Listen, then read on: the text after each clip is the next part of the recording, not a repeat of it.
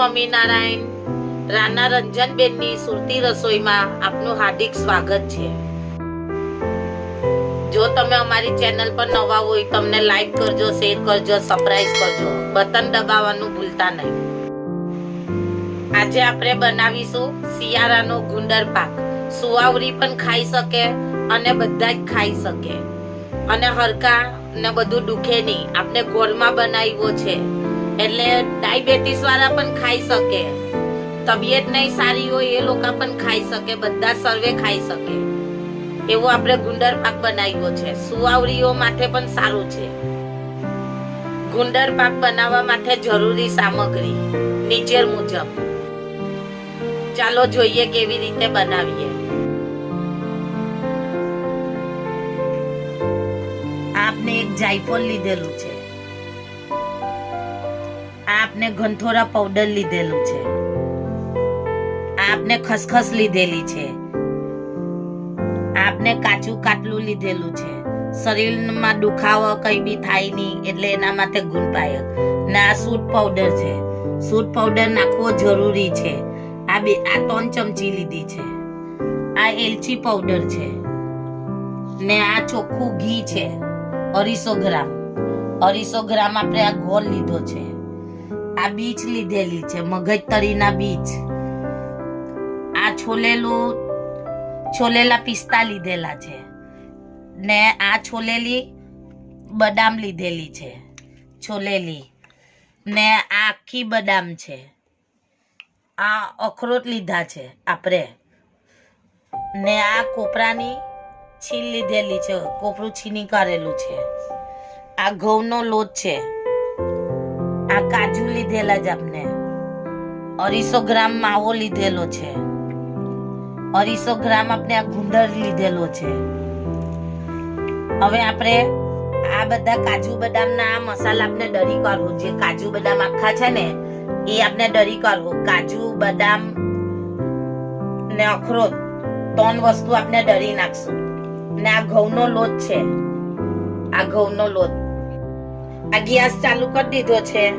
આપણે અહીંયા પેની મૂકી દેશું. પહેલા આપણે માવો શેકી નાખશું. આમાં માવો નાખી દેશું.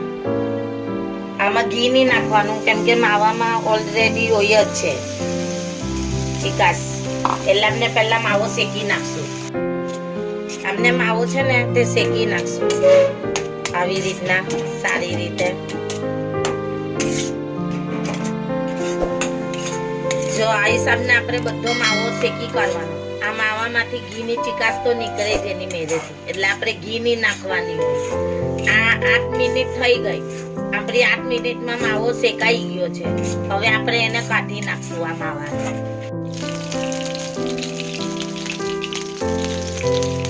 આપણે આમાં ઘી નાખ્યું છે.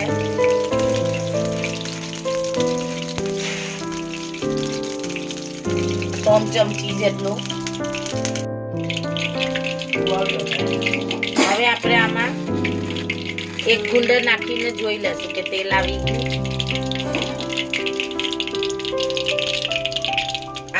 આપણું ઘી આવી ગયું છે.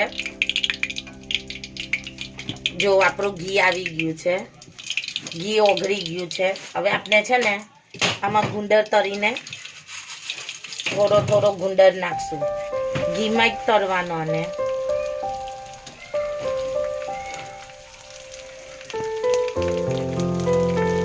એક થાળીમાં સારી રીતે કાઢી નાખશું.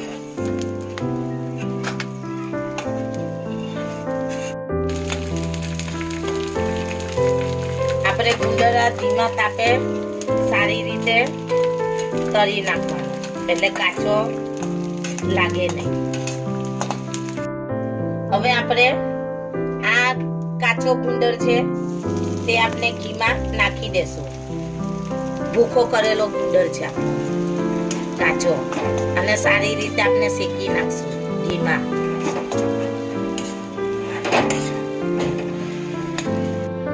આપણે આ ગુંદર ઘીમાં શેકી નાખવાનું એટલે સારી રીતે ફૂલી જાય.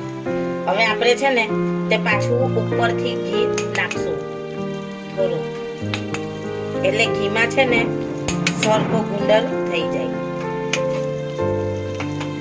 જો આપણે આ પાછું ઘી નાખીશું. એટલે ઘીમાં સરસ ફૂલી જાય અને શેકાઈ જાય, ઘી વાળો થઈને. આપણો ઘીમાં બધો ગુંદર ફૂલી ગયો છે જુઓ, ને સરખો શેકાઈ પણ ગયો છે દળેલો ગુંદર. હવે આપણે છે ને આમાં ઘઉંનો લોટ નાખી દેશું, એટલે ઘઉંનો લોટ પણ આમાં સરસ મજાનો શેકાઈ જ જશે ફર્સ્ટ ક્લાસ ઘીમાં. આપણો ઘઉંનો લોટ અને ગુંદર આપણું શેકાઈ ગયું છે. આને હવે આપણે એક થાળીમાં કાઢી નાખશું, એક બાઉલમાં, ને આ માવો અંદર નાખી દેશું શેકેલો.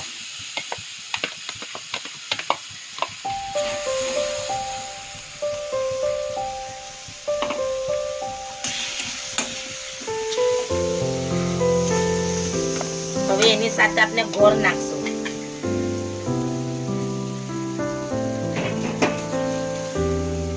મેં 250 ગ્રામ ગોળ નાખી દીધો છે માવામાં. હવે આ ગોળ અને માવો સારી રીતે આપણે મિક્સ કરી દેશું સરખી રીતે. આ હિસાબને આપણે માવો ને ગોળ હલાવતા રહેવાનું.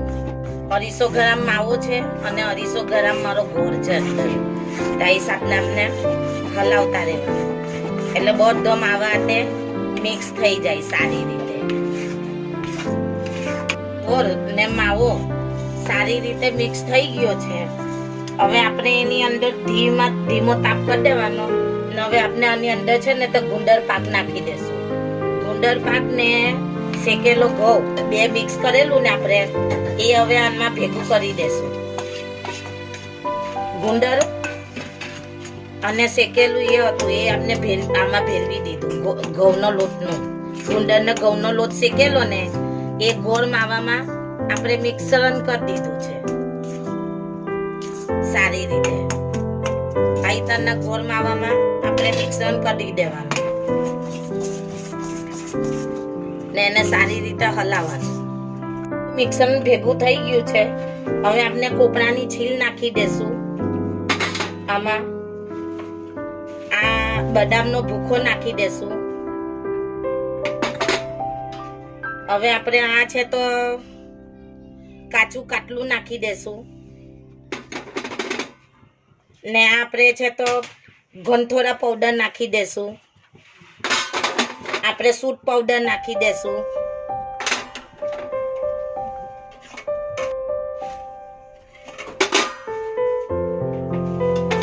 આપણે એલચી પાવડર નાખી દેશું. આપણે જાયફળ પાવડર પણ નાખી દેશું. હવે એને આપણે સારી રીતે હલાવશું. આપણે કાજુ પાવડર પણ નાખી દેશું અંદર. બદામ પાવડર પણ નાખી દેશું. કાજુ, બદામ, અખરોટ બધું આપણે અંદર નાખી દીધું છે. હવે આપણે એને સારી રીતે હલાવશું.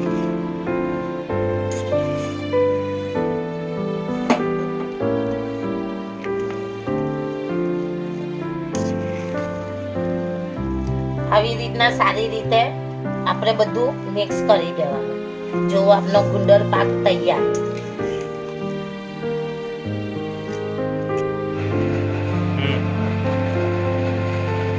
તાવડીમાં આપણે ઘી ચોપડી દેશું.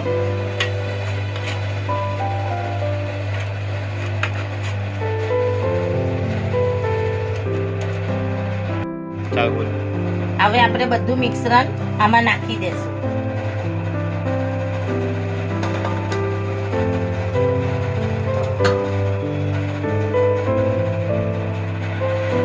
આપણે આ બધું મિશ્રણ પાથરી દીધું છે. હવે આપણે ચોકીમાં થેપી કરવું અને સારી રીતે આપના હાથ વડે આમ હરખું થેપી કરવાનું.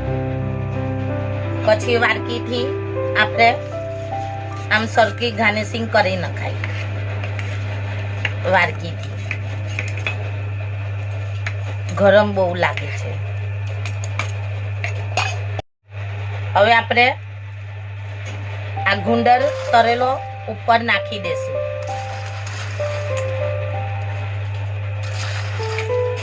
એકદમ બાર જેવો બનશે, સરસ મજાનો. તમે બાર કરતા પણ સારો લાગશે, તમને આ ખાવામાં જરૂર ભાવશે. બાર કરતા વધુ સરસ લાગશે ગુંદર પાક. અહીં તને થેપી દેવાનું.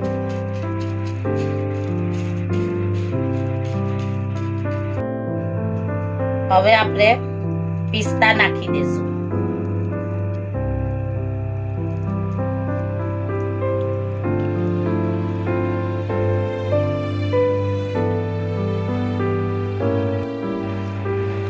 જો બદામનો ભૂકો નાખ્યો છે, હવે બધું સારી રીતે આપણે આમ દબાવી દેશું હરકી રીતે. જો આપણું ગુંદર પાક તૈયાર થઈ ગયો છે. હવે આપણે એને 4 કલાક ઠંડો કરવા દેશું, 4 કલાક રહેવા દેશું અને પછી આપણે એને પીસ કરશું, કાપશું.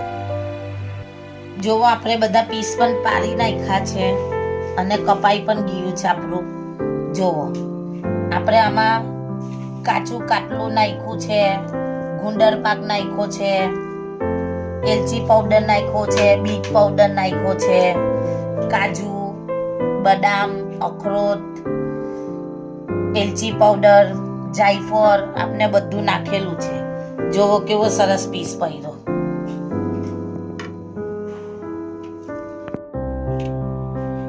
જોવો આપણા ગુંદર પાક બની ગયા છે. જોવો કેવા સરસ બની ગયા છે.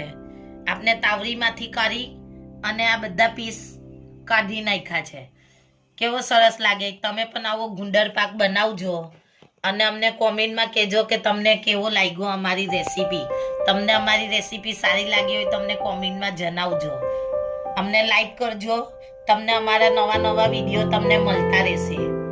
તમને અમારી ગુંદર પાકની રેસીપી કેવી લાગી?